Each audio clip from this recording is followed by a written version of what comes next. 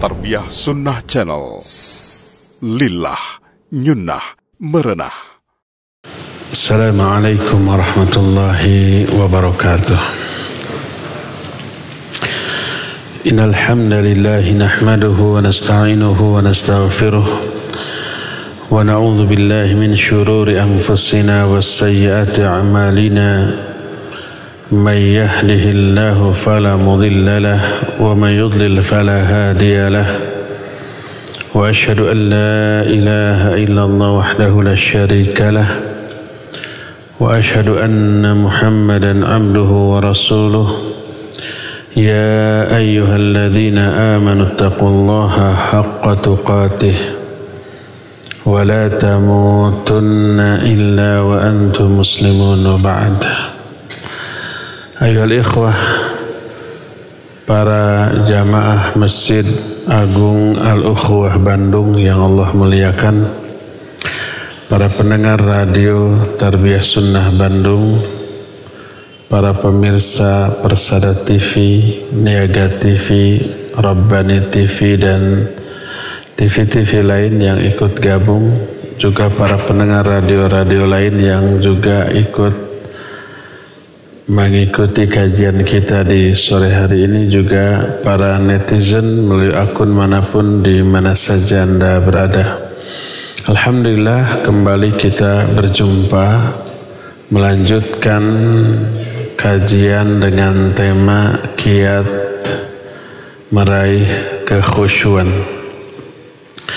Kita sudah menerangkan 6 poin cara meraih kekhusyuan. Yang pertama adalah merasa selalu diawasi lahir ataupun batin. Sudah kita terangkan, termasuk ketika kita sedang sholat, Allah mengawasi kita lahir termasuk batin. Apa yang ada di benak kita, dalam hati kita selama kita sholat selalu diawasi oleh Allah. Itu kiat pertama. Kiat yang kedua, meyakini kekurangan jiwa, meyakini kotornya hati kita, meyakini besarnya dosa kita, sehingga kita merasa sangat rendah hina di mata Allah Azza wa Jalla. Ketiga, mengenal Allah semendalam yang kita bisa melalui penelaahan terhadap nama-nama dan sifat-sifatnya. Makin mengenal Allah, makin dalam penghayatan kita dan makin khusyuk kita. Keempat, setiap sholat yakini itulah sholat kita yang terakhir. Kita tidak akan bisa sholat lagi setelah itu, karena mungkin kematian segera menjemput kita. Yang kelima, membayangkan suasana akhirat, neraka, surga, hisab, sirat, dan yang lain-lain. Dan poin keenam, memprioritaskan, mementingkan sholat dibanding seluruh urusan lainnya dalam hidup kita. Ini penjelasannya sudah kita terangkan. Sekarang kita masuki poin yang ke-7. Kiat ke-7 agar kita mampu meraih kekhusyuan dalam sholat adalah mentadabburi Al-Quran. Ini dibiasakan termasuk di luar waktu sholat. Ketika tidak sedang sholat, sesering mungkin berinteraksi dengan Al-Quran, terutama mentadabburinya, menghayati maknanya.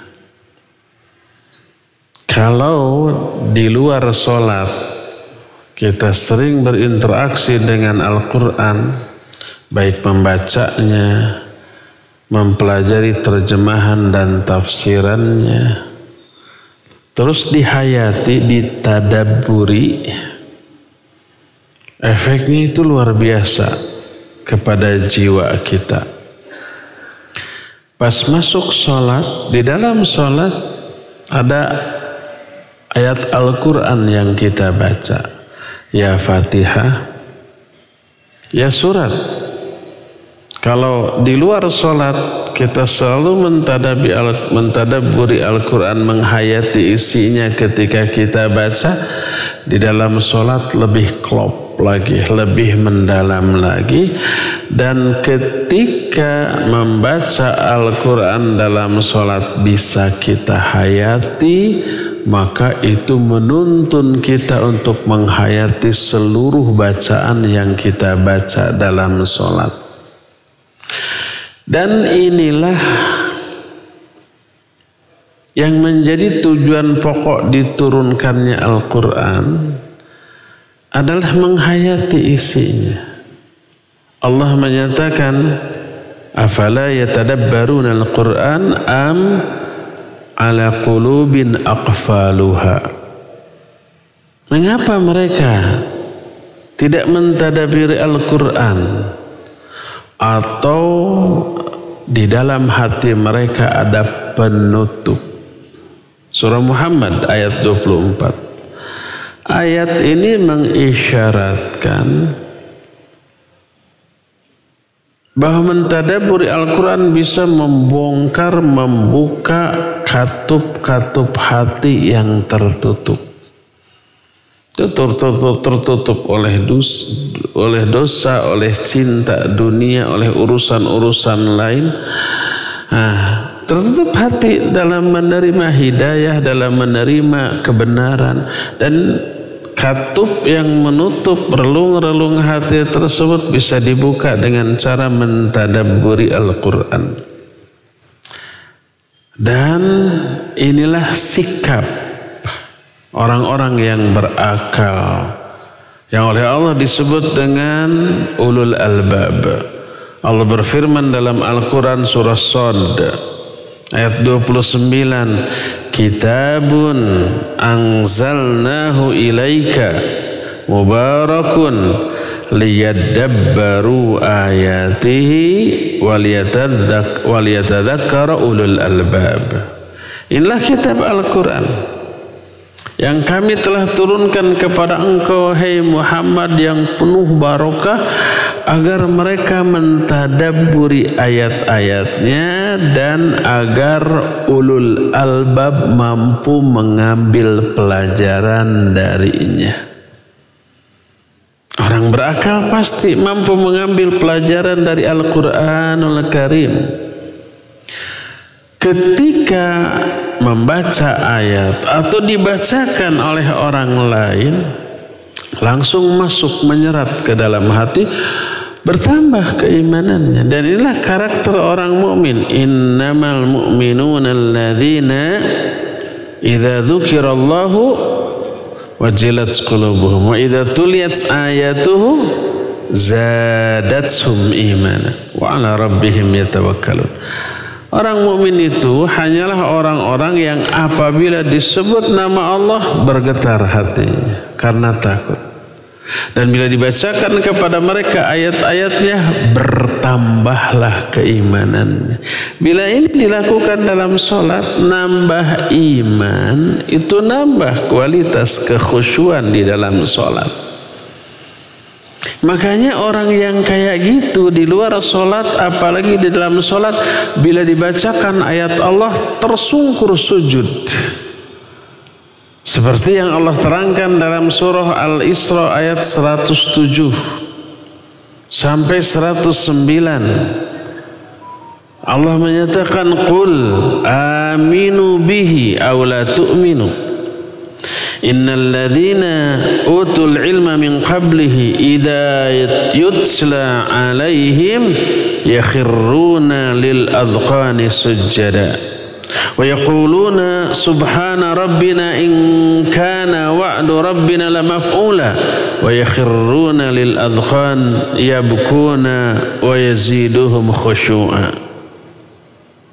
Kata Allah, sesungguhnya orang-orang yang telah diberikan ilmu sebelumnya, ilmu Al-Quran, karena sumber ilmu adalah Al-Quran, apabila dibacakan kepada mereka ayat-ayat Allah, mereka tersungkur sujud, lalu berkata, Maha suci Rabb kami, sesungguhnya janji Rabb kami pasti terlaksana.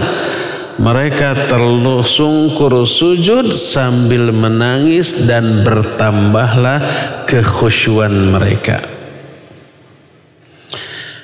Bagaimana hati orang-orang yang beriman yang menghayati isi Al-Quran itu tidak bergetar? Jangankan hati yang lembek, yang empuk, bahkan benda super keras dan besar seperti gunung. Gunungnya jangan dibayangkan gunung di kita yang bercampur tanah, pasir, enggak. Gunung di daerah Timur Tengah itu batu cadas yang keras. Di antara jamaah mungkin ada yang pernah umroh atau haji, pernah melihat gunung-gunung, Bukit Thur. Mungkin ada yang pernah turun Bukit Nur. Di Bukit Nur ada gua apa? Hira. Di Bukit Thur ada gua Thur. Atau Bukit Uhud. Bagaimana kondisi bukit itu? Batu cadas keras. Tapi sekeras itu, bila Al-Quran diturunkan kepada gunung dan gunung itu memahami isinya, niscaya gunung itu hancur berkeping-keping karena takutnya mereka kepada Allah. Allah yang menyatakan demikian.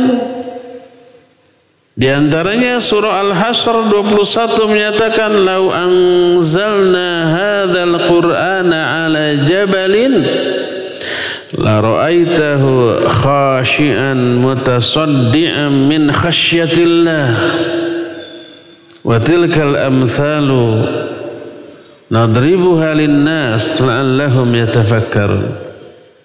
Seandainya kami turunkan Al-Quran ini ke atas sebuah gunung, niscaya kamu lihat gunung itu takut lalu berpecah berkeping-keping karena takutnya mereka kepada Allah.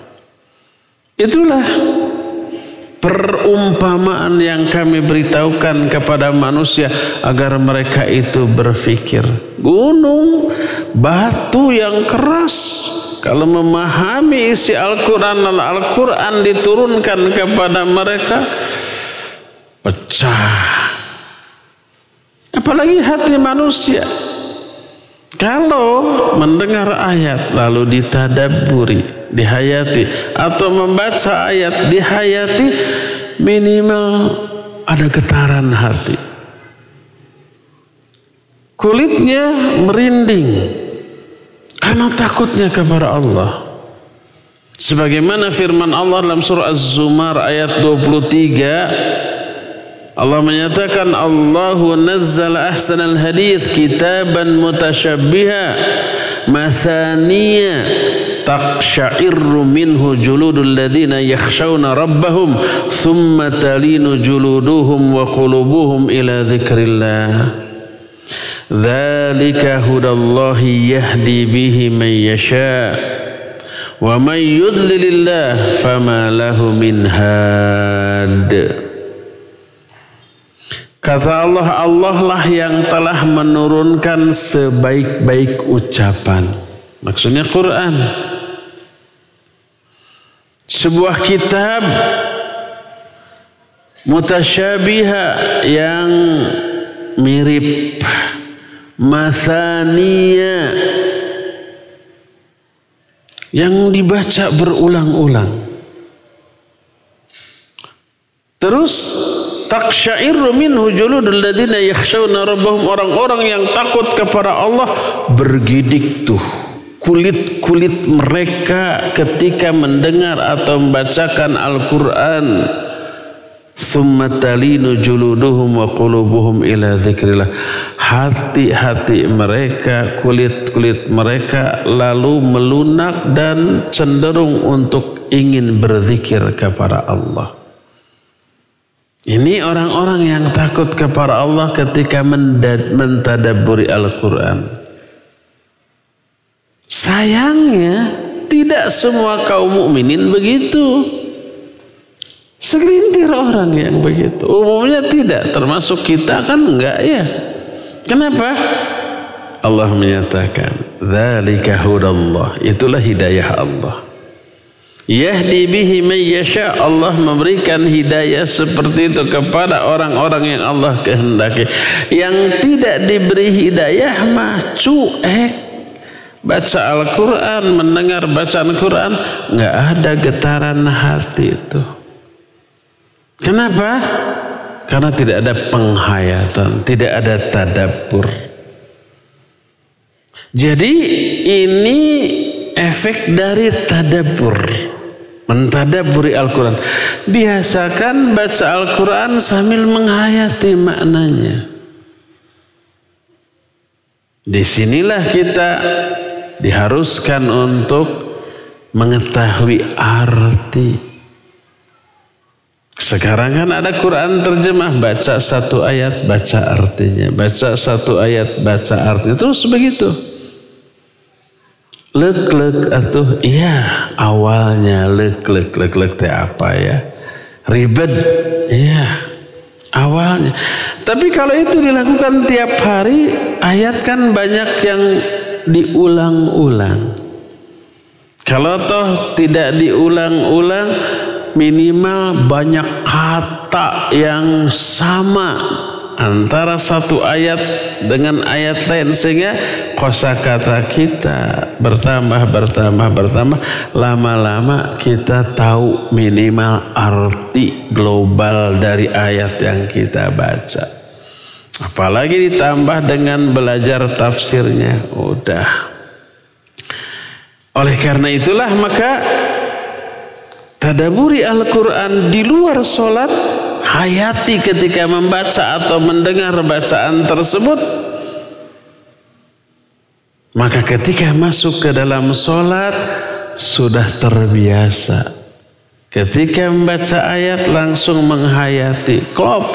Ketika menghayati, ketika membaca Al-Quran dalam sholat, baik Fatihah ataupun surat, maka dengan sendirinya ketika membaca doa di luar ayat, doa ruku, doa sujud, otomatis sudah tertuntun untuk menghayati seluruh bacaan sholat.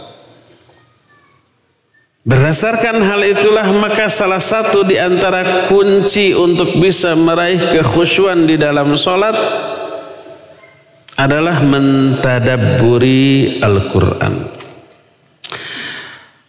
Berkata Al-Imam Ibnu Jarir At-Tabari rahimahullahu ta'ala, yang beliau jelaskan di dalam tafsirnya, kata beliau, ajibtu liman yaqra'ul Qur'an wa la ya'rifu ma'aniyahu kaifa yataladzadzu bi qiraatihi.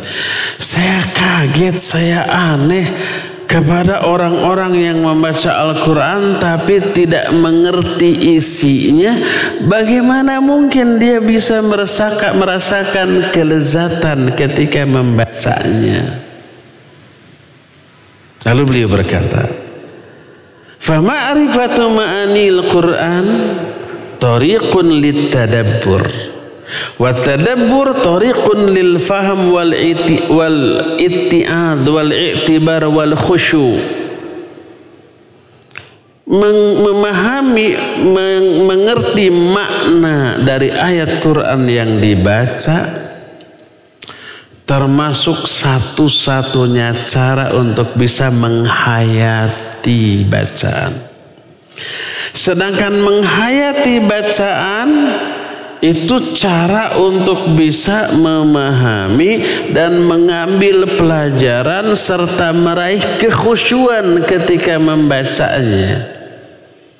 Walidzalik kana as-salafu yaqumul wahidu minhum bi ayatin wahidah yuraddiduha ilal fajr ma'al khusyu' wal buka. Oleh karena itu generasi salaf zaman dahulu, kalau mereka itu membaca satu ayat yang menyentuh, mereka mengulang-ulang bacaan satu ayat tersebut terus sampai fajar, disertai dengan kekhusyuan dan tangisan. Perkataan itu dikutip dari kitab Az-Zuhd susunan Imam Ahmad bin Hanbal rahimahullahu ta'ala, tentang kebiasaan ulama-ulama salaf zaman dahulu. Wa ma'lumun anna tadabbura la yaqa'u illa idza urfil ma'na. Sesuatu yang sudah kita maklumi adalah mentadabburi, menghayati isi bacaan Al-Quran tidak bisa dilakukan kecuali dengan mengetahui maknanya. Berkata Malik bin Dinar rahimahullah, beliau membaca surah Al-Hasyr ayat 19 tadi, ayat 21 tadi, "Lau anzalna hadzal Qur'ana 'ala jabalin la ra'aitahu khashi'an mutasaddian min khasyatillah." Dibaca ayat ini. Seandainya kami turunkan Al-Quran ini ke atas sebuah gunung, niscaya kamu melihat gunung itu khusyuk, takut, lalu pecah berkeping-keping karena takutnya kepada Allah Azza wa Jalla. Dibaca ayat ini oleh Malik bin Dinar. Lalu beliau berkata, "Uqsimu lakum la yu'minu 'abdun bihadzal Qur'an illa sudi'a qalbuh." Aku bersumpah kepada kalian. Bersumpahnya dengan menyebut nama Allah tentu saja. Tidak ada seorang pun hamba yang beriman kepada Al-Quran kecuali hatinya pasti takut dan khusyuk kepada Allah Azza wa Jalla. Jangankan orang yang hatinya lembek, gunung sekeras itu aja hancur berkeping-keping karena takutnya. Apalagi orang. Tapi kuncinya mentadaburi, menghayati maknanya. Adapun kalau tanpa penghayatan cuek, nggak ngaruh.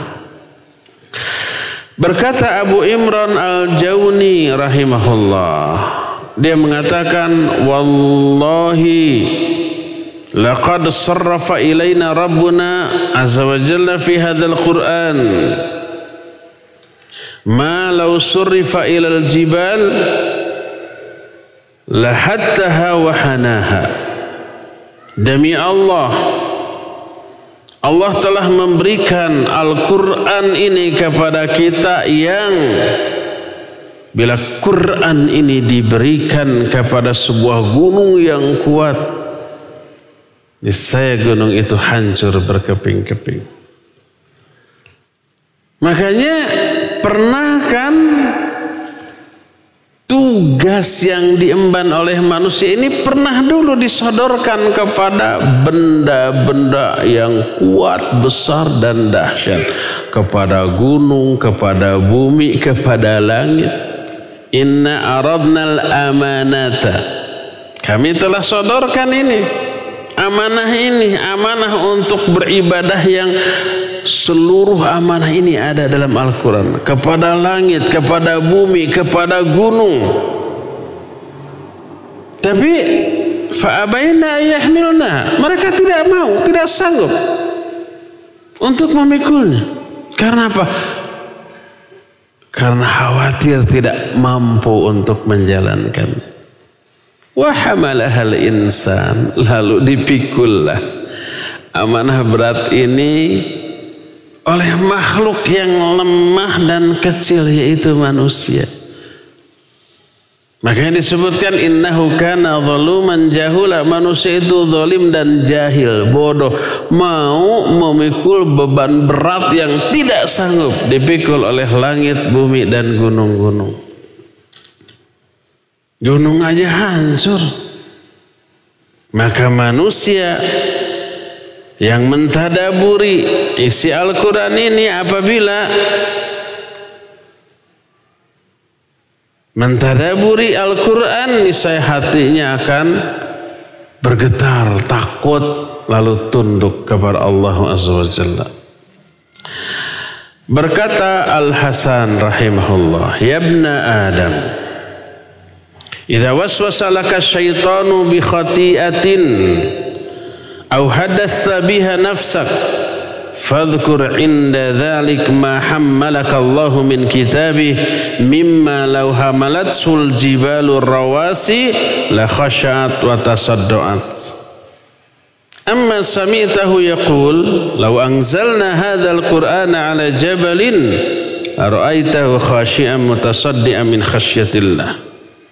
Kata Al-Hasan, wahai anak Adam, kita semua nih, bila syaitan membisikkan ke dalam hatimu untuk melakukan sebuah dosa, ingat, bisikan setan mengajak berbuat dosa itu selalu laku. Walaupun tahu itu dosa. Karena apa? Melakukan dosa itu menyenangkan.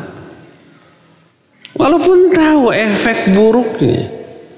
Makanya ajakan berbuat dosa lebih laku dibanding ajakan melakukan ketaatan. Ajakan melakukan ketaatan berupa berkumandangnya azan di masjid aja 5 kali sehari saja gitu dengan suara yang kenceng dan keras gitu. Siapa yang terpanggil? Sedikit. Tapi coba umpamanya ada bewara, hadirilah pagelaran musik dangdut dengan para penyanyi super seksi dari ibu kota dan mancanegara umpamanya. Diadakan di stadion lapang bola. Kira-kira ada yang hadir? Penuh itu, walaupun bayar. Kalah panggilan azan oleh promosi kemaksiatan, kalah. Duh, jangan-jangan omongan saya nanti disomasi oleh para penyanyi dangdut gerak. Dilaporkan. Sebodoh amat. Ya. Kalah suara azan. Padahal azan itu keras. Apalagi kalau suara azan harus dibatasi, volumenya kecilin, mengganggu orang. Kan ada gitu ya yang menyuruhkan begitu, jangan keras-keras. Sekeras itu saja yang datang sedikit kok. Apalagi kalau dibatasi. Sok aja yang keras cuma 5 menit kok. Orang terganggu, biarkan. Terganggu oleh kebaikan itu. Orang yang merasa terganggu dengan kebaikan itu, sakit itu jiwa mereka. Biarkan. Cuma 5 menit. Saya lebih setuju kalau pelarangan pemakaian speaker masjid itu untuk selain azan, iya, sholawatan gitu ya, puji-pujian. Pakai speaker jam 2, jam 3 subuh sudah disetel. Orang masih tidur, ada yang sakit, ada yang baca Quran, ada yang tahajud. Keganggu nggak? Nah yang begitu bagus untuk dilarang. Kalau azan mah jangan, sok aja sekeras mungkin lah. Ya. Karena sholawatan, puji-pujian, baca Quran itu hukumnya sunnah. Tapi mengganggu orang hukumnya haram. Menghindari gangguan hukumnya wajib. Yang wajib harus didahulukan dari yang sunnah. Baca Quran silakan, tapi jangan pakai speaker lah, untuk diri sendiri aja ya. Sholawatan bagus, tapi sendiri aja lah, jangan pakai speaker. Oh, syaitan pada takut sama yang sholawatan, sama yang baca Quran itu. Makanya protes itu omongan. Bukan ketika kita teriak baca Quran pakai speaker, ada yang sholat di rumah keganggu, dosa kita. Ada yang sakit butuh istirahat, diganggu, dosa kita. Ada anak kecil yang rewel, susah tidur, pas tidur dibangunkan oleh suara speaker, nangis ibunya, jadi bangun, keganggu. Oke, yang begitu silakan. Bukan dilarang baca Qur'annya, bukan dilarang sholawatannya, tapi jangan pakai speaker lah. Itu mah amaliyah pribadi yang harus disembunyikan. Kalau azan namanya juga manggil, silakan yang keras. Jadi mengkol kadinya di mana itu teh? Jadi panggilan untuk berbuat kebaikan kalah oleh panggilan untuk berbuat keburukan. Jangankan dipanggil, setan berbisik ke dalam hati manusia untuk melakukan dosa, laku itu ajakan tuh. Berkata Al-Hasan, "Idza waswasa laka syaitan bi khati'atin." Kalau setan berbisik kepada hatimu untuk melakukan sebuah kesalahan, sebuah dosa, atau hadatsa biha nafsak, atau memang diri kita yang berbisik, hayu kita melakukan perbuatan anu menyenangkan tapi dosa. Ingat, berkata Imam Ibnu Qayyim, dosa tidak selalu akibat godaan setan, tidak. Kalau dosa satu-satunya penyebab akibat godaan setan, niscaya di bulan Ramadan nggak ada yang melakukan dosa. Karena semua setan di bulan Ramadan dibelenggu, nggak bisa menggoda. Ada nggak di bulan Ramadan yang melakukan dosa? Banyak, termasuk kita mungkin. Pernah nggak kita lagi saum di bulan Ramadan gibah, dusta, mencela? Ya, dosa. Kok bisa padahal setan dibelenggu? Penyebab dosa itu banyak. Selain godaan setan juga, nih yang terutama, buruknya karakter manusia. Kalau manusia sudah memiliki karakter buruk tanpa digoda pun itu otomatis jalan sendiri. Contoh, karena ada pemicu sebuah peristiwa, tanpa digoda oleh setan juga udah langsung otomatis jalan sendiri itu. Contohnya orang yang memiliki karakter buruk berupa iri, dengki kepada sesama manusia. Bawaannya suudzon, curiga, gitu ya. Orang yang punya karakter dengki, lihat orang yang tidak disukainya lalu mengalami kebahagiaan. Tiba-tiba tetangga yang tidak kita sukai tiba-tiba merenovasi rumah, beli mobil baru. Itu mah tanpa harus digoda oleh setan, jalan sendiri itu. Itu banyak uang, panas itu. Lalu tidak suka terhadap hal itu dengki. Tidak suka terhadap nikmat yang Allah berikan kepada orang lain, itu sudah dengki. Kalau ada harapan, mudah-mudahan tiba-tiba kebakaran, hilang, itu sudah dosa yang kedua selain dengki tadi. Lalu terdorong dia untuk mengegosip, ngomong ke tetangga, tahu nggak kenapa dia renovasi rumah banyak uang? Korupsi dia tuh. Nuduh lagi, ya, fitnah, dosa yang ketiga. Kata tetangganya, korupsi dari mana? Dia nggak pegang uang rakyat, nggak pegang uang orang gitu. Dipatahkan tuduhannya. Muncul ide lain, kalau nggak korupsi pasti dia punya tuyul. Macam-macam lagi ya.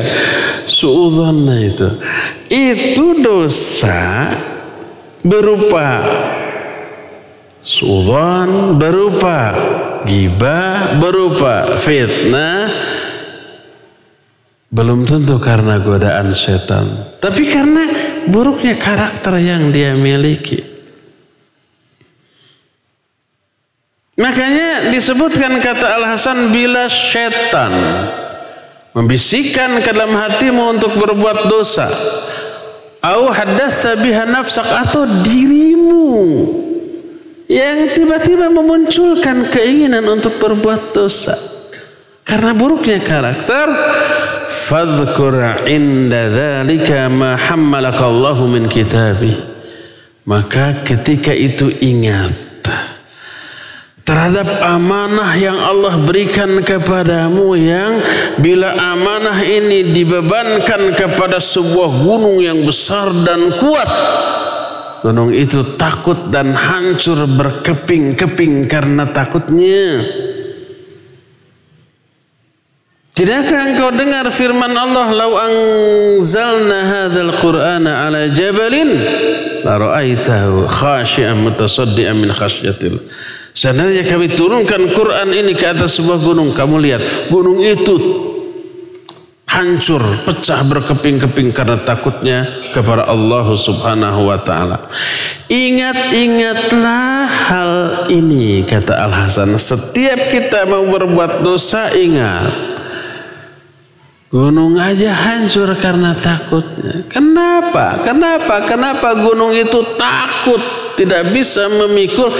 Karena tahu konsekuensinya bila amanah ini tidak dilaksanakan. Azabnya super dahsyat. Dalam Al-Quran kan diterangkan jenis-jenis azab nerakanya yang begitu super mengerikan. Tak ada bandingannya dengan penderitaan dan siksa yang pernah teralami di alam dunia, di belahan dunia manapun, di zaman kapanpun. Sedahsyat, sebrutal orang menyiksa orang lain, gak ada apa-apanya dibanding siksa yang Allah berikan di akhirat nanti. Resiko terbesar ketika disiksa di dunia, mati sudah. Di akhirat gak ada matinya. La yamutu fiha wa la yahya. Tidak ada kematian di neraka. Wa la yahya juga tidak hidup, disebut hidup. Seluruh anggota tubuh yang vital sekalipun hancur disebut mati, masih merasakan. Ya, azab ini tidak hanya bagian luar, bagian dalam. Dan sehingga dalam surah Al-Humazah disebutkan allati tattali'u alal afidah. Api neraka itu menembus sampai ke jantungnya, ke hatinya, ke seluruh bagian dalam dari organ tubuh kita. Dalam surah Muhammad dikatakan am'ahum, lalu air panas yang dicekokkan, diminumkan ke dalam tubuh manusia sampai menghancurkan usus-usus mereka di dalam neraka. Luar dalamnya terkena semuanya azabnya. Dan itu dijelaskan dalam Al-Quranul Karim. Gunung faham isinya, konsekuensinya, nggak berani. Lebih baik hancur berkeping-keping sekarang tanpa mengalami penderitaan daripada harus memikul amanah ini karena konsekuensinya yang super berat dan azabnya super dahsyat bila tidak mampu memikulnya. Di saat kita mau melakukan sebuah dosa, berarti menyia-nyiakan amanah yang Allah berikan. Berarti bertolak belakang dengan kewajiban yang Allah bebankan. Berarti siap-siap menerima konsekuensinya yang gunung yang hebat dan kuat pun tidak sanggup untuk menerimanya. Makanya ingat-ingatlah hal ini ketika kamu memiliki keinginan untuk melakukan dosa. Nabi alaihi salatu wassalam mensifati orang-orang Khawarij dengan sebutan, punten ini mah bukan kata saya ya, tapi kata hadis. yang sahih. Mungkin agak kasar, iya. Tapi punten sakali deui. Nabi SAW menyatakan ahlul bid'ah kilabun nar. Para ahlul bid'ah maksudnya khawarij adalah anjing-anjing neraka. Punten sakali deui. Dan itu ditujukan kepada khawarij. Kok khawarij itu sampai disebut begitu? Padahal mereka ahli ibadah loh. Quran dibaca tamat, bukan sebulan sekali, mungkin seminggu sekali tamat. Malamnya bangun tahajud, siangnya saum sunnah. Saking rajinnya tahajud, sampai-sampai jidatnya pun hitam. Kata Nabi SAW, tahqiruna salatukum bisalatihim wa saumukum bisaumihim. Salat kalian akan merasa minder membandingkan salat kalian dibanding salat mereka, saum kalian dibanding saum mereka, bacaan Quran kalian dibanding bacaan mereka, kalian minder.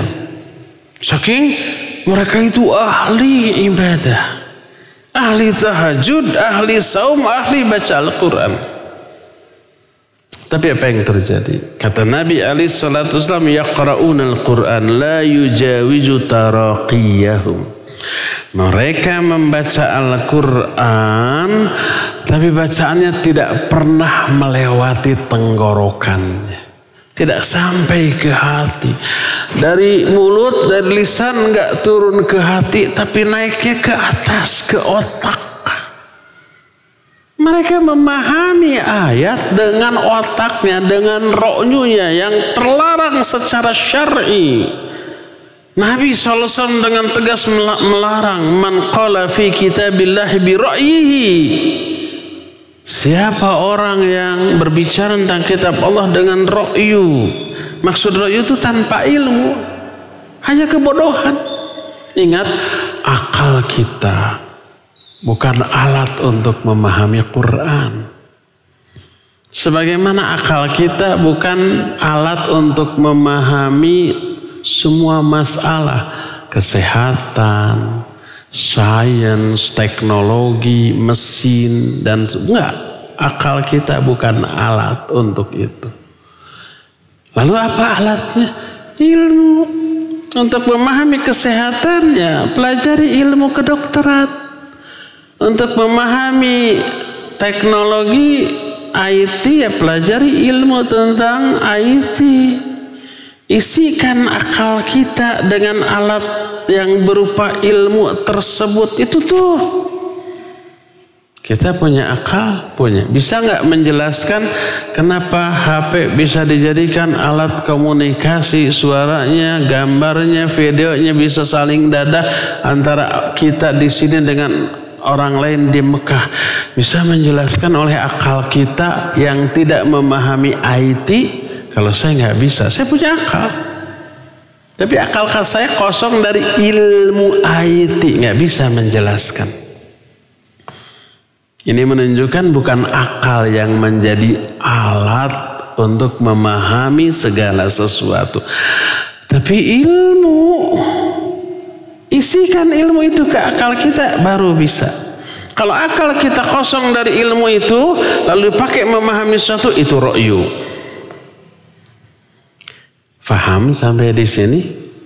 Faham atau mengerti? Wajahnya kayak kurang faham, kurang mengerti.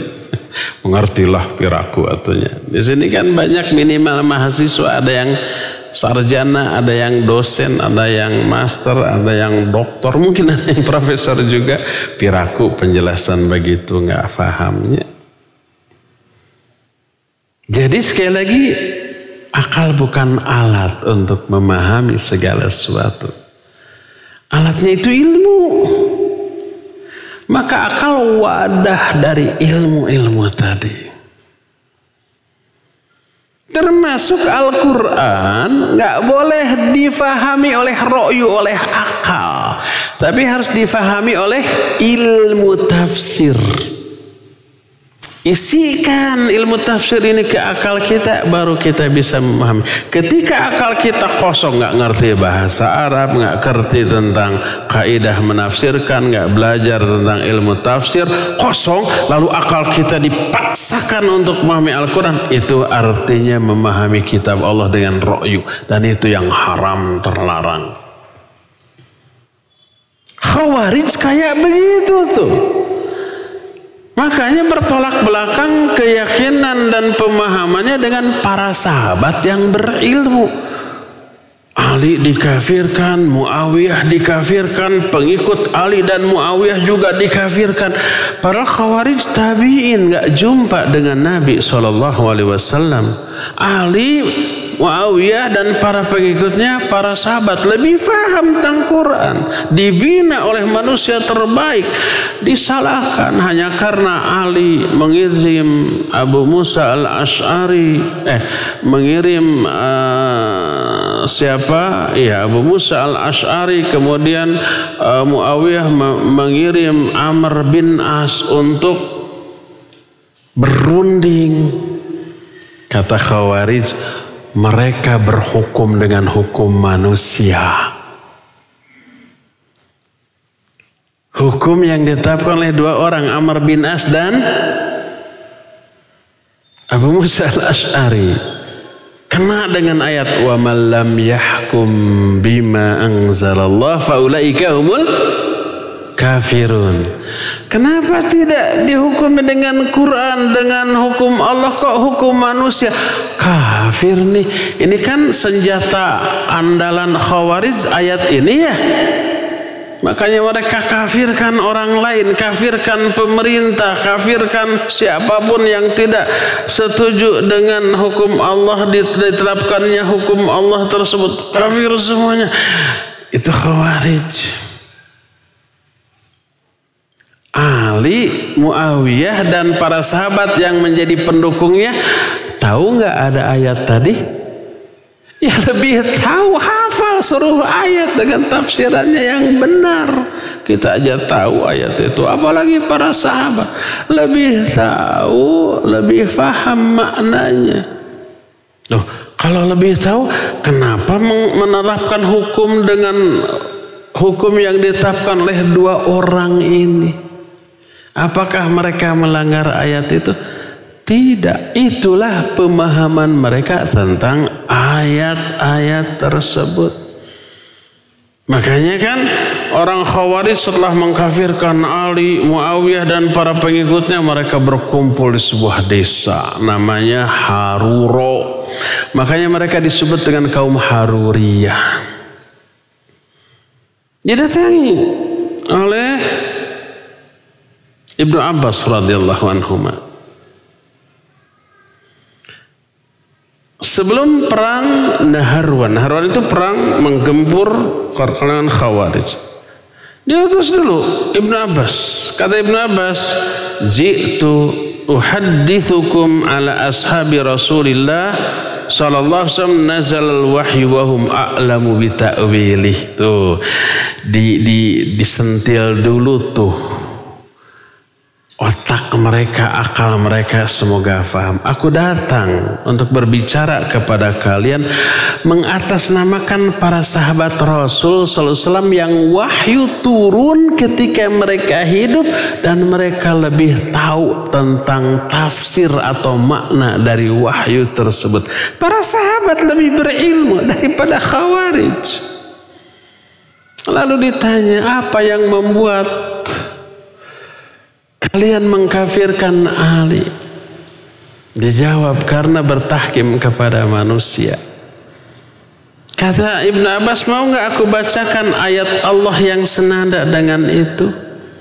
Itu surah An-Nisa 34-35 tentang perselisihan suami istri.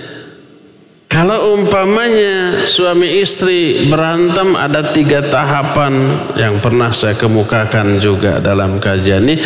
Lalu di ayat 35-nya kalau deadlock, suami istri ini tidak bisa menemukan titik temu dalam permasalahan yang dihadapinya, fab'athu hakaman min ahlihi wa hakaman min ahliya.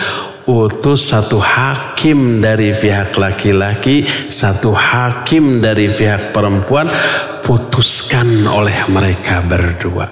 Ini hukum Allah, bukan hukum manusia. Allah menyuruh. Termasuk perselisihan Ali dengan Muawiyah, mereka para sahabat lebih paham tentang ayat berdasarkan kandungan ayat. Utus satu dari sini, satu dari sini, putuskan. Ini hukum Allah. Itu pertama. Faham kalian? Faham. Satu. Terus yang kedua, apalagi yang membuat kalian mengkafirkan Ali? Mereka bilang karena Ali itu menyetujui penghapusan sebutan Amirul Mukminin kepada dirinya atas tuntutan pihak Muawiyah. Oke, nggak apa-apa, saya hapus sebutan Amirul Mukminin dari diri saya demi kemaslahatan. Kata orang Khawarij, kalau dia bukan lagi Amirul Mukminin berarti Amirul Kafirin. Tuh, makanya dikafirkan. Jadi pakai apa? Logika, ya enggak? Apa kata Ibnu Abbas radhiyallahu anhuma? Taib. Pernahkah kalian mendengar peristiwa perjanjian Hudaybiyah antara Nabi SAW dengan kaum kafir Quraisy? Waktu itu Nabi membawa sekitar 1.400 orang ke Mekah mau haji. Minta izin dulu, berhenti di Hudaybiyah, minta izin. Kata orang kafir Quraisy enggak. Lalu dibuat perjanjian. Namanya perjanjian Hudaybiyah. Nah, disebutkan Bismillahirrahmanirrahim. Ini adalah perjanjian antara Rasulullah dengan kaum Quraisy. Orang utusan kaum Quraisy tidak mau. Kami nggak setuju dengan pencantuman Bismillahirrahmanirrahim dan kami tidak mengakui engkau Rasulullah. Sebut saja ini adalah perjanjian antara Muhammad bin Abdullah, jangan Rasulullah. Tapi sudah keburu ditulis. Kata orang Quraisy, hapus. Oke, Nabi SAW menyetujui hapus. Si penulis nggak berani, saya nggak berani menghapus Bismillahirrahmanirrahim. Saya nggak berani menghapus Rasulullah, nggak berani. Akhirnya kata Nabi SAW, biar saya yang hapus. Tunjukkan mana tulisan Bismillahirrahmanirrahim dan mana tulisan Rasulullah. Lalu dihapus oleh Nabi SAW. Dihapus tuh. Kata Ibnu Abbas, apakah dengan dihapusnya 2 kalimat Bismillahirrahmanirrahim dengan Rasulullah oleh Nabi SAW berarti beliau mengingkari kerasulan dirinya dan mengingkari Bismillahirrahmanirrahim? Tidak. Ali bin Abi Thalib apa lagi begitu ya? Faham kalian? Faham. Rujuk kalian rujuk dan seterusnya. Itu dia loh. Dipatahkan argumentasinya berdasarkan ilmu. Jadi mudah mematahkan argumentasi orang yang didasarkan pada akal, pada ro'yu. Dipatahkannya oleh ilmu, oleh dalil. Akhirnya apa yang terjadi? 2/3 dari Khawarij ini rujuk kembali, tobat. 1/3 sisanya kekeh betekeh di atas akidahnya yang batil, ngotot surotot, ngeyel surayel. Lalu digempurlah ini oleh Ali bin Abi Thalib, diperangi. Itu Khawarij rajin baca Quran, tapi pemahaman tentang apa yang dibacanya itu enggak difahami secara benar, apalagi dihayati. Makanya Nabi SAW yaqra'un al-Quran la yujawizu taraqiyahum. Mereka membaca Quran tapi bacaan itu tidak melewati tenggorokannya, enggak sampai ke hati. Berkata Al-Hasan ketika membahas hadis ini,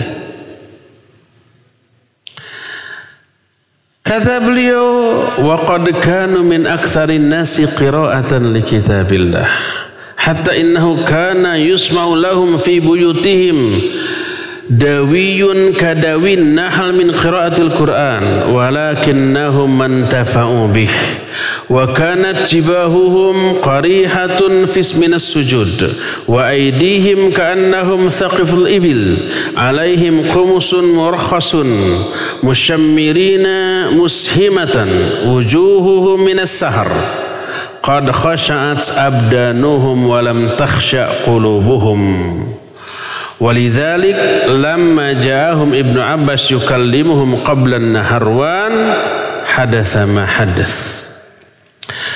Orang Khawarij mereka manusia yang paling rajin membaca Al-Quran.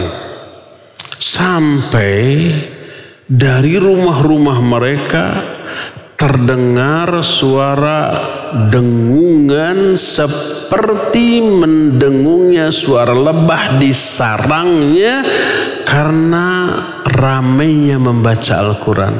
Jadi kalau Ibnu Abbas tuh lewat ke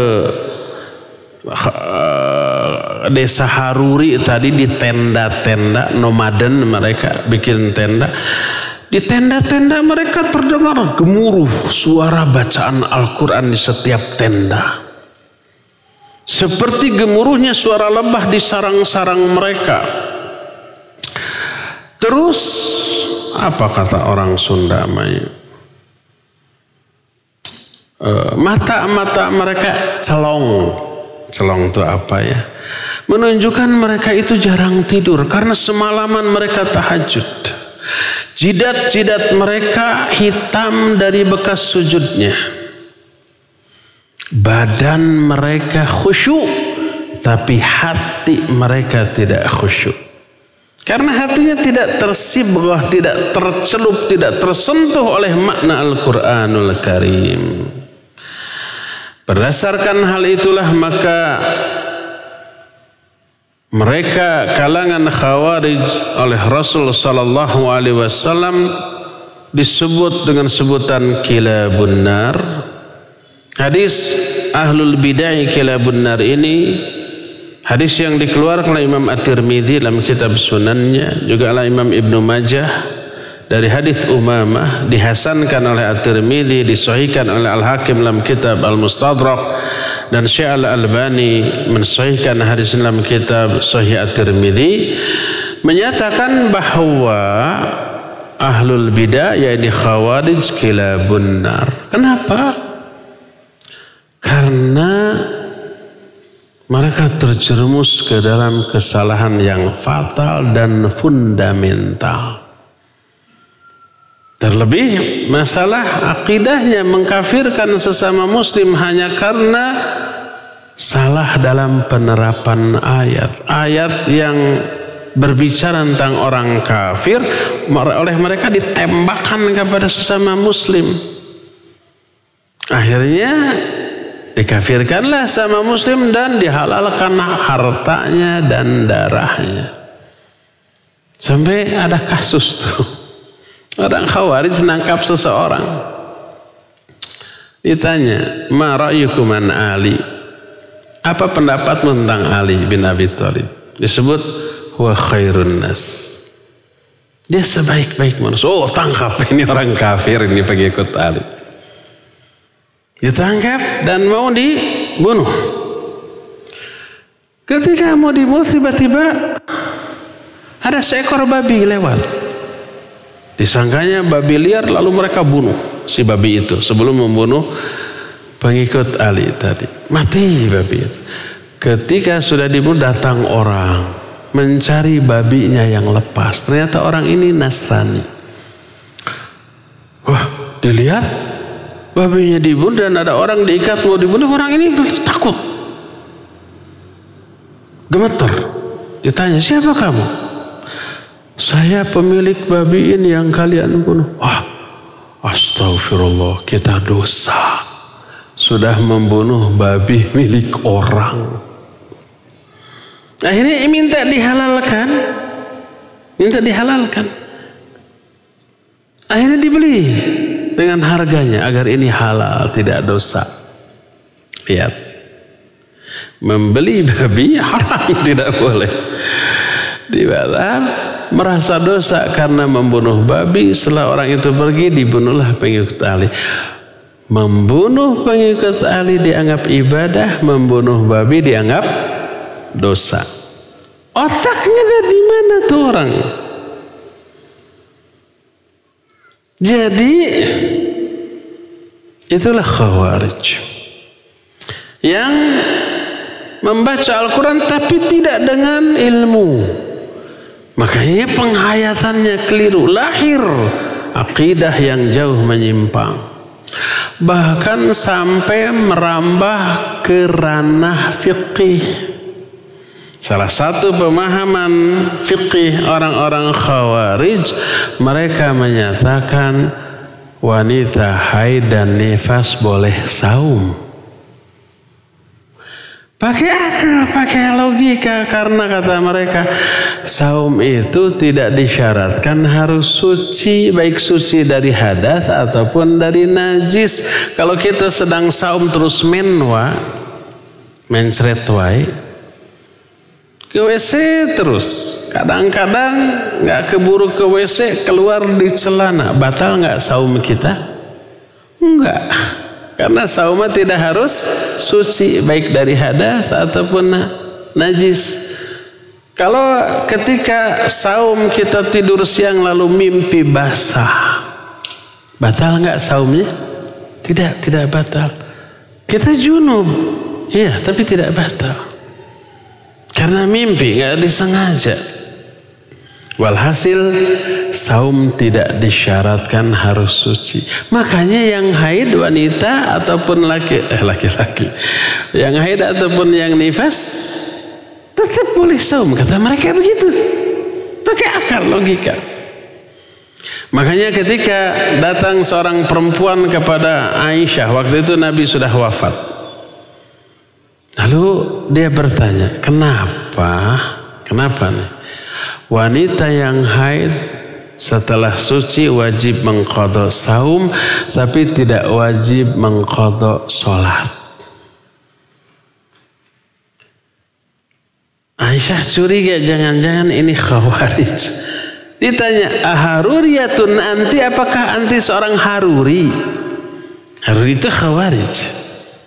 Karena Khawarij berpemahaman wanita haid boleh saum. Kata dia, bukan, saya lastu biharuriyah, saya bukan haruri, tapi saya ingin tanya. Akhirnya dijelaskan oleh Aisyah radhiyallahu anha, ya. Jadi dari sini kita bisa melihat efek buruk dari banyak membaca Al-Quran tapi tidak faham artinya. Membaca Al-Quran ibadah yang agung, bagus, baik, tapi jangan diabaikan memahami isinya. Efek tak faham isi Al-Quran, pertama terjerumus ke dalam banyak penyimpangan.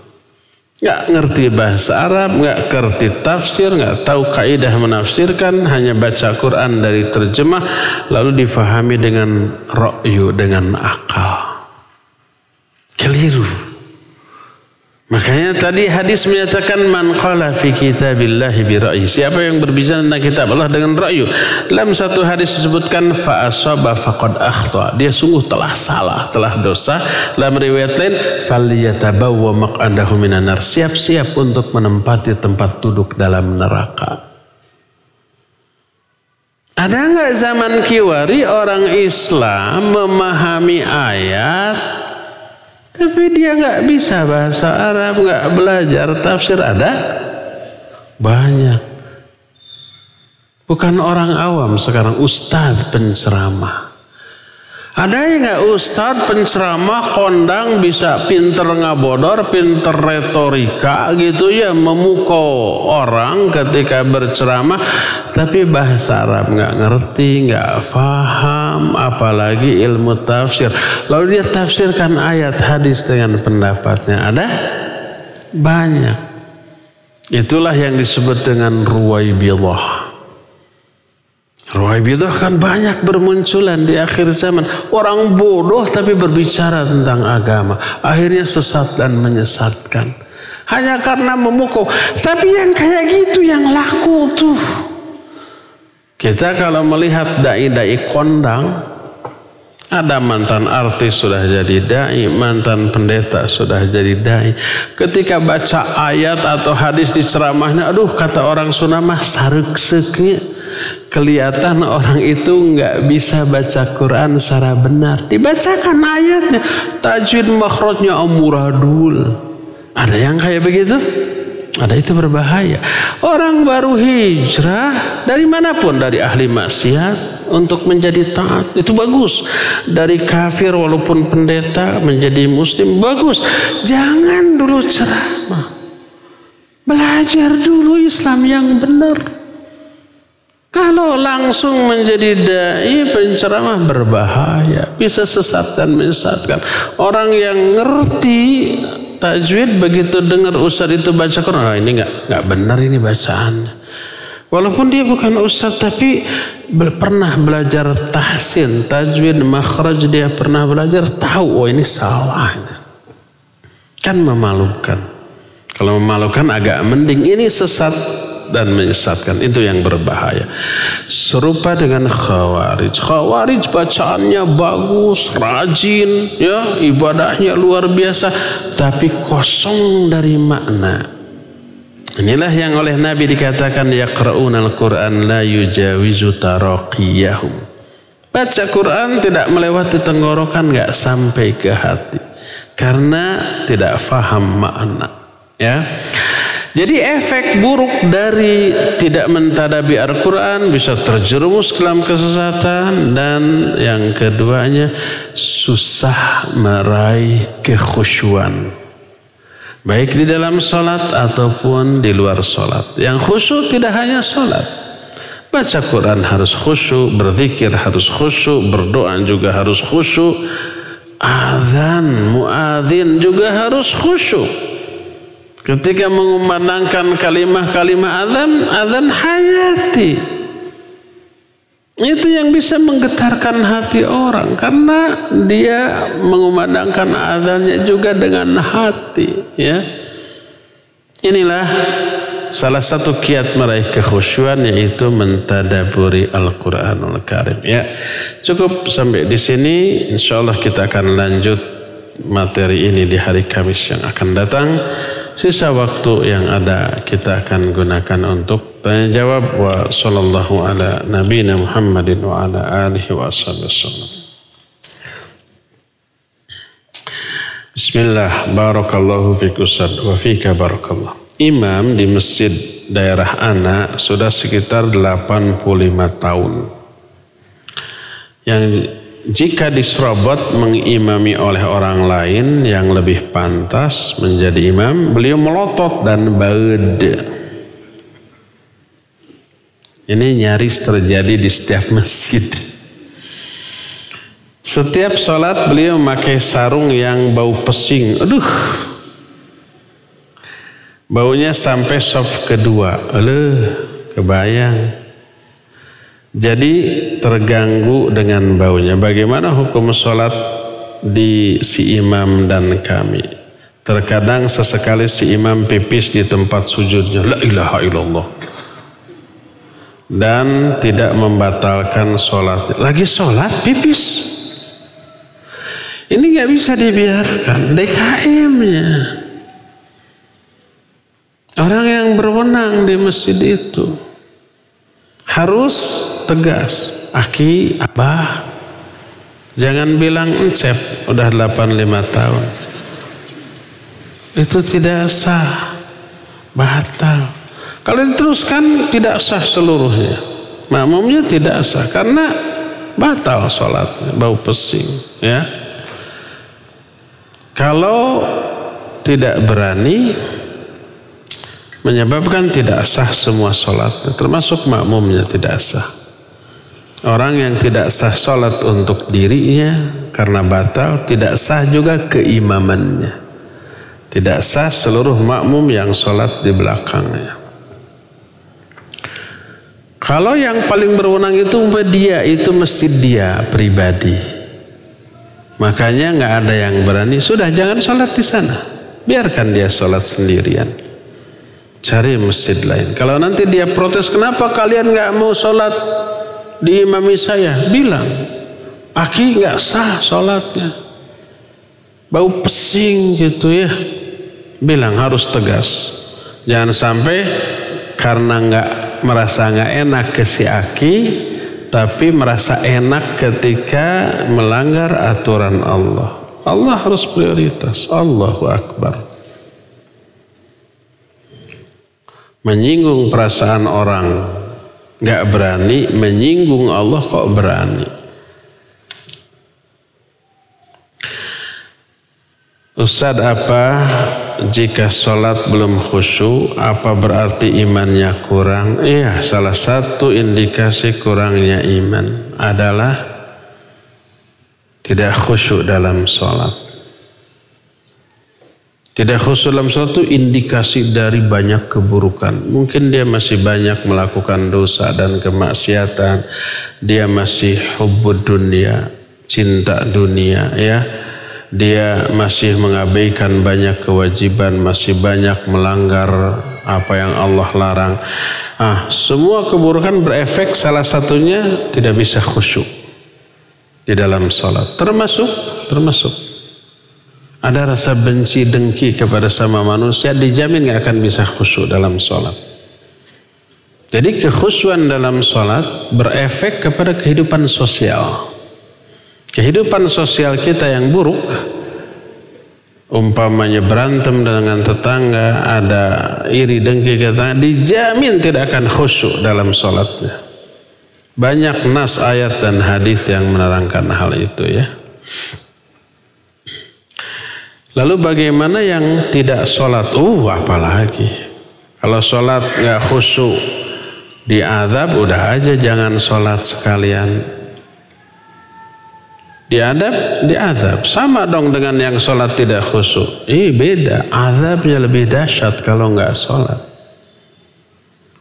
Kalau sholat tidak khusyuk, ayatnya fawailul lil musallin alladzina hum an sholatihim sahun. Orang yang tidak khusyuk, wail. Kalau yang tidak sholat, saqar. Ma salakakum fis saqar? Qalu lam naku minal musallin. Apa yang menyebabkan kamu masuk ke dalam neraka saqar? Mereka menjawab, kami tidak sholat. Itu lebih dahsyat azabnya, ya. Tinggal pilih, mending sholat tidak khusyuk, mending tidak sholat. Jangan pilih dua-duanya. Sholatlah tapi yang khusyuk. Nah, itu pilihannya. Orang yang tidak sholat, apa berarti tidak beriman? Iyalah. Kalau toh ada iman, super tipis. Dan tipisnya iman memberi dorongan yang lemah untuk melakukan perintah dan pertahanan yang super lemah di dalam menjauhi larangan. Imannya tipis, dorongan tipis, tidak tergerak. Seperti baterai yang sudah soak, dipakai senter, ngetetet deh. Dipakai masuk ke mobil-mobilan, bergerak enggak? Enggak, cuma krrr dikit, krrr, enggak maju. Jadi iman yang tipis memberi motivasi yang super lemah, selemah imannya. Makanya tidak tergerak sholat. Kalau toh tergerak sholat, asal-asalan.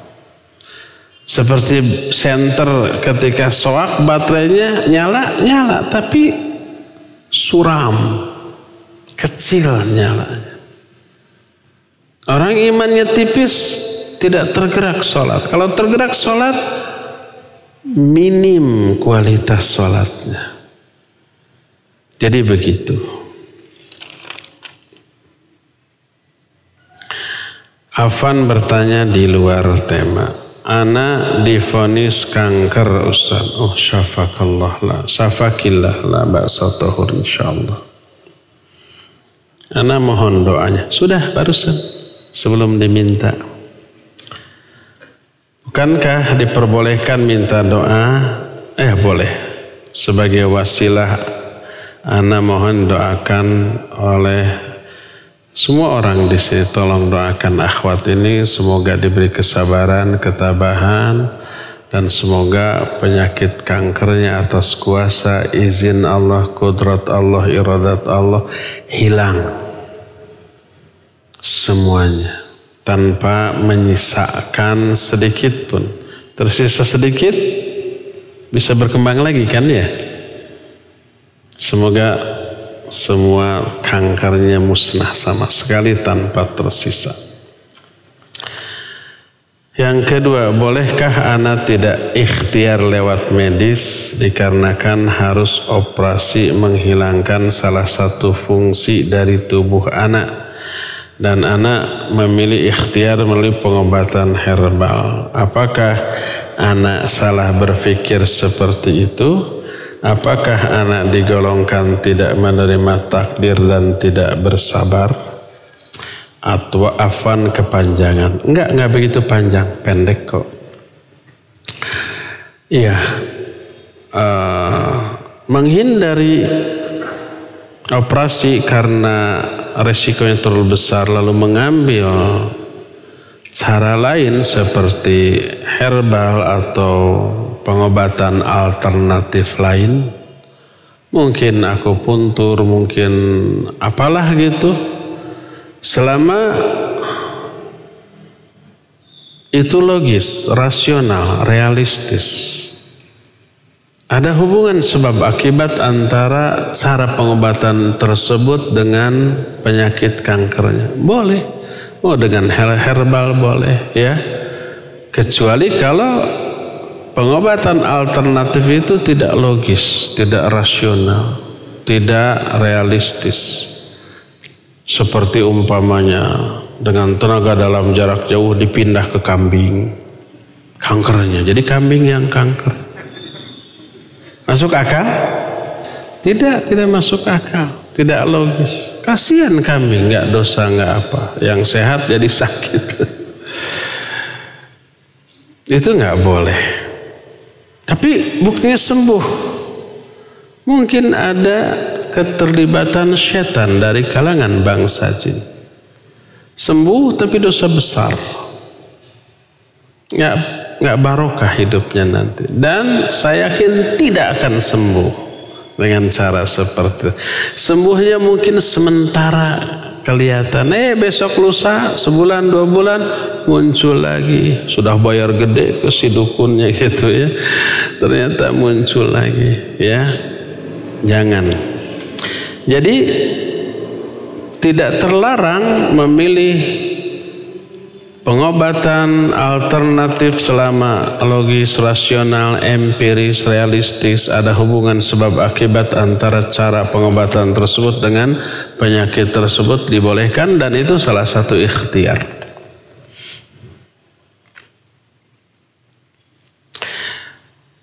Apa hukum dan dalil membaca basmalah dalam surah Al-Fatihah maupun surat lain dalam sholat fardu dibaca sir, dan sholat fardu berjamaah dibaca sir? Dalil bahwa basmalah dibaca sir, salah satunya hadis sahih riwayat Imam Muslim dalam kitab Sahih Muslim. Kana Rasul sallallahu alaihi wasallam yastaftihu salatahu bitakbir wa qira'atahu bilhamdulillahi rabbil alamin. Nabi SAW membuka sholatnya dengan takbir dan membuka bacaannya dengan Alhamdulillahirabbil alamin. Maknanya yang pertama kali terdengar dari bacaan sholat Nabi Alhamdulillahirabbil alamin. Bismillahnya tidak terdengar. Lalu ulama ikhtilaf, sebagian menyatakan dibaca tapi sir. Sebagian lagi seperti Imam Malik menyatakan tidak membaca, langsung Alhamdulillahirabbil alamin. Walhasil ini ikhtilaf. Ini salah satu di antara dalil disirkannya bacaan basmalah pada sholat berjamaah. Boleh dikeraskan? Boleh.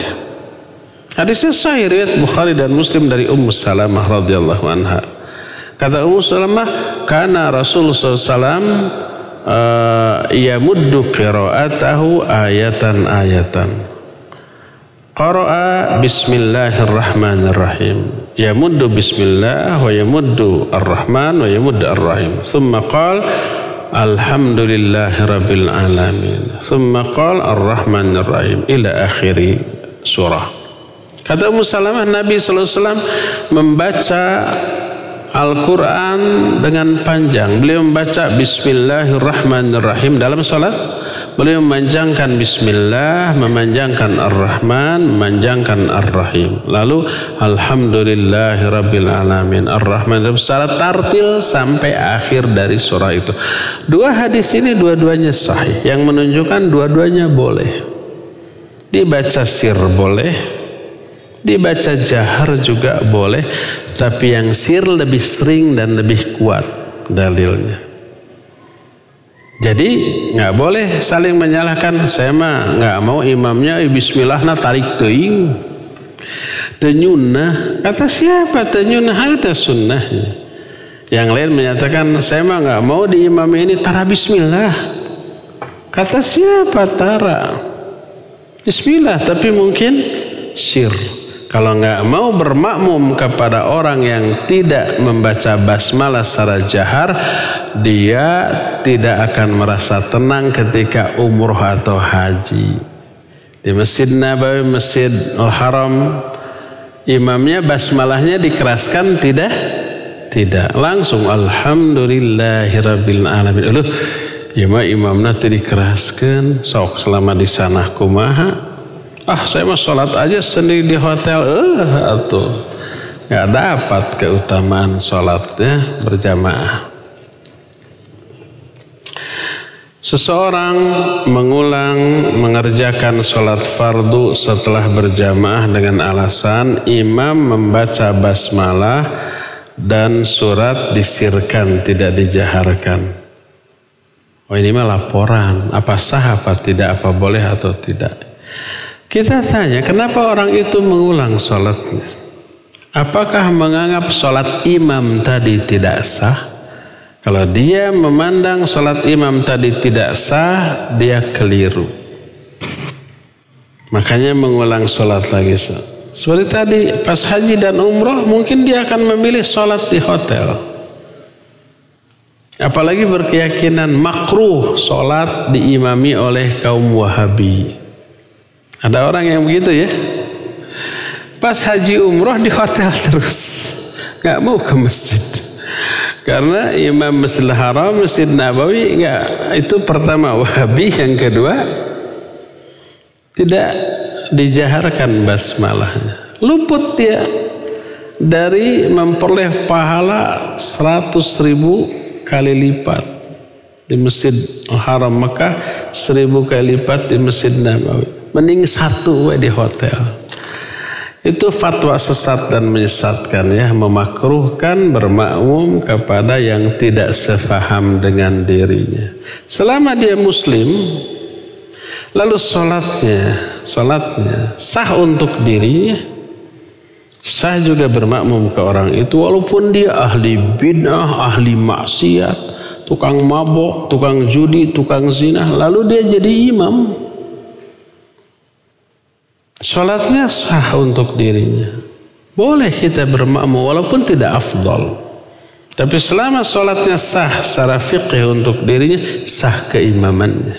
Walaupun dia ahli maksiat, selama dia muslim. Kecuali kalau dia murtad ya.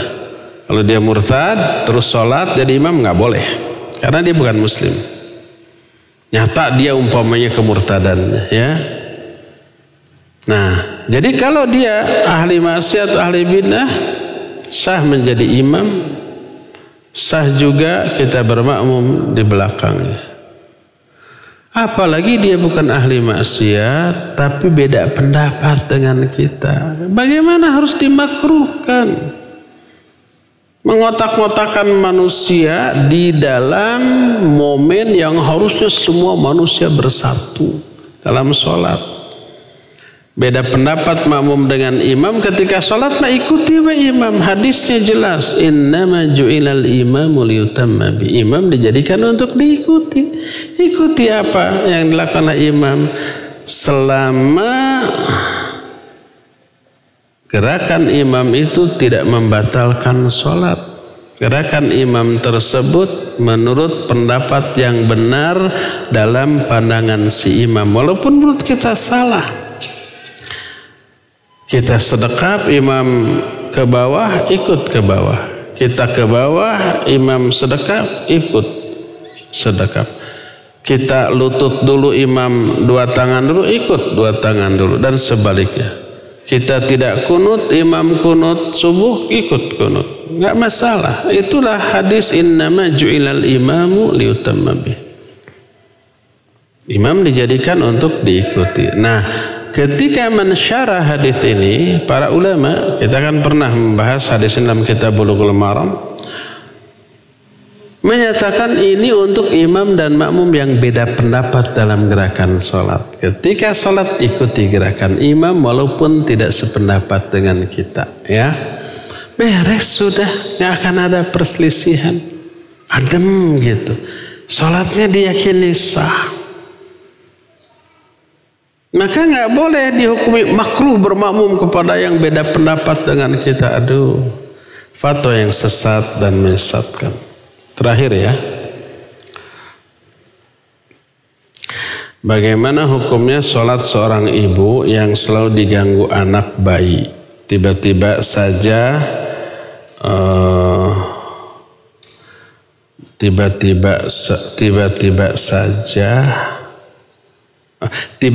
sajadahnya dilempari bantal hingga untuk sujud aja susah. Bagaimana ya Ustaz? Iya, itu wajar. Ada anak usia umpamanya 3 tahun, 4 tahun suka ngeganggu sholat. Itu dialami oleh Nabi SAW. Ya kita antisipasi aja. Kalau umpamanya ketika kita mau sujud si anak duduk di tempat sujud kita ngompol, kita bergeser. Sujud di tempat lain yang tidak ada ompolnya. Tapi jangan ngomong, kamu mamah lagi sholat, geserlah. Ya batal kalau ngomong begitu. Jangan ngomong, jangan membelakangi kiblat, geser. Sujud di tempat yang tidak ada ompolnya, ya. Apalagi sekedar dilempari bantal, gampang, singkirkan aja bantalnya lalu sujud. Tapi bantalnya diduduki oleh si anak, nggak kreatif amat, geser ke tempat yang tidak ada bantalnya. Tapi sempit, nggak ada lagi tempat, satu-satu tempat sujud yang ada bantal, bantalnya diduduki sama anak. Akal gunakan, boleh di sini. Pangku, selek, bantalnya, lung, sujud. Kreatif lah ya. Tapi sekali lagi jangan bicara, jangan membelakangi kiblat ya. Cukup ya sampai di sini, insyaallah kita teruskan kajian ini di hari Kamis yang akan datang. Subhanakallahumma bihamdik asyhadu an la ilaha illa anta astaghfiruka wa atubu ilaik. Walhamdulillahirabbil alamin. Wassalamualaikum warahmatullahi wabarakatuh.